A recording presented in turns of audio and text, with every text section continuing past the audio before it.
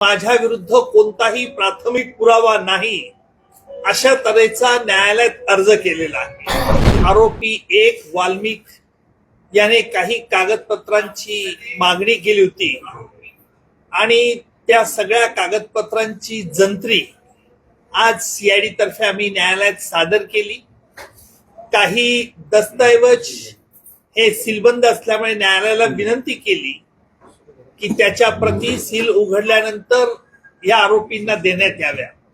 आरोपी वाल्मिक याने या खटल्यातून मला निर्दोष मुक्त करावे, कारण माझ्या विरुद्ध कोणताही प्राथमिक पुरावा नाही अशा तऱ्हेचा न्यायालयात अर्ज केलेला आहे। या अर्जावरती न्यायालयाने सीआयडीचं म्हणणं मागितलेलं आहे, जे सीआयडीचं म्हणणं येत्या 24 तारखेला न्यायालयात हजर केलं जाईल।